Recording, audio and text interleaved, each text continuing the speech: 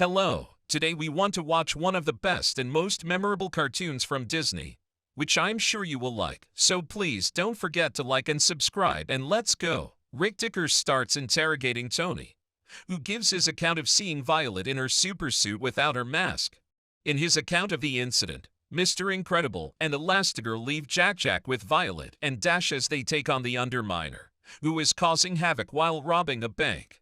Violet's love interest, Tony Ridinger, discovers her superhero identity, forcing Agent Rick Dicker to erase his memory. When the Parr family's attempt to stop the miner from robbing bank fails, the authorities become concerned over the level of damage caused by the incident.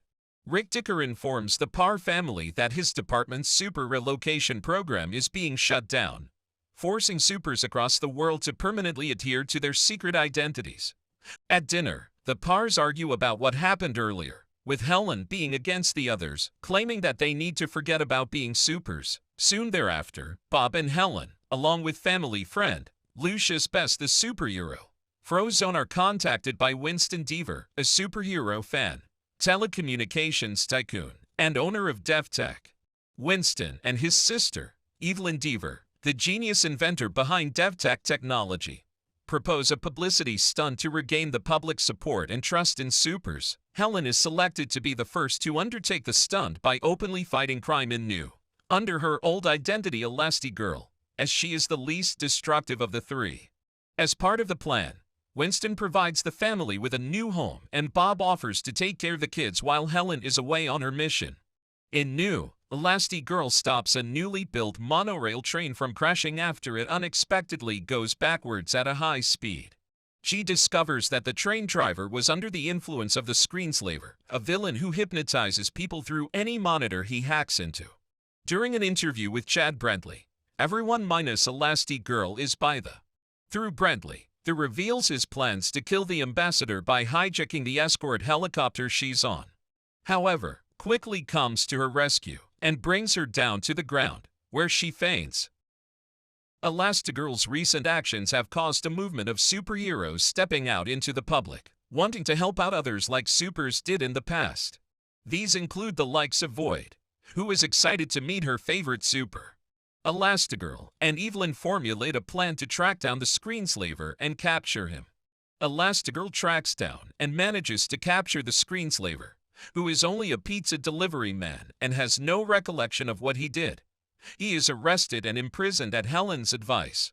While attending a celebration of the Screenslaver's defeat at DevTech, Helen further investigates and realizes that the man was actually being controlled by hypno-screens within his goggles. Before Helen can alert anyone, Evelyn Deaver overpowers her and forces hypno goggles onto her. Bob wakes up after sleeping for 17 hours and goes to Edna's to pick up Jack. Edna shows Bob how the baby's suit works, and that he can use a device to control his powers. Evelyn reveals herself to be the mastermind behind the Screenslaver. Her hatred for supers stems from her father's murder several years ago, where instead of hiding and calling the police from intruders, her father attempted to call the supers, but was unable to reach them and was discovered and fatally shot by the intruders. Seeing supers as a threat to humanity's independence, she sought to undermine her brother's mission and plans to use the superheroes to cause a catastrophe that makes it impossible for them to ever be legalized again. Back at home, Bob demonstrates Jack's powers using his new supersuit and device to his elder children, who are excited by the array of his powers. Bob then gets a call from Evelyn, who claims that his wife needs help but is using the call to lure him so she can hypnotize him. Bob tells Lucius to come over to babysit the kids while he is home, and sends other mind-controlled supers wearing the goggles to attempt to put the Parr children under her control. Lucius defends the children before the mind-controlled supers subdue and hypnotize him with the goggles, a high-tech car once owned by Bob. They flee the house in the car and locate the Deaver's ship. On the super yacht, there is a hearing of leaders to re-legalize superheroes. Violet leaves Jack with Dash and looks for their parents, but knocks over a pot plant and alerts the hypnotized wannabe supers. Void finds and fights Violet, but fails to put a pair of hypno goggles on her. On board, the mind-controlled Helen, Bob and Lucius recite a vindictive manifesto on air to paint themselves and supers in general as a public threat. The hypnotized supers are freed from Evelyn's control when Jack uses his telekinesis power to dislodge his mother's hypno-goggles and displays other powers, surprising her.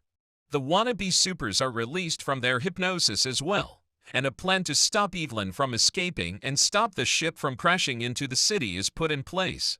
Evelyn tries to escape in a getaway jet attached to the ship but is eventually stopped and captured by Helen. Mr. Incredible turns the ship using the rudder since Crush Hour blocked access to the bridge with pipes, while Frozone attempts to help steer the ship using ice. The ship reaches shore just as it is about to stop, but Frozone lays a thick layer of snow as a buffer against the nearby buildings to prevent any structural damage. Following the incident, Evelyn is arrested. She indicates gratitude towards Helen for saving her from falling to her death for the plane, but still dislikes supers. Supers around the world regain full legal status. The supers are thanked and the supers relocation program is finally revoked, making supers legal once again. A while later after the battle, Tony Ridinger, a boy at school who Violet had a crush on, agrees to a date with her at a movie. He leaves for the theater with the Pars. However, at the theater the Pars witness a car of bank robbers armed with machine guns driving down the street. Violet leaves Tony at the theater, promising she would be back before the previews end. Then, the Pars don their masks, ready to pursue the criminals, and that was the amazing ending of the Incredibles cartoon.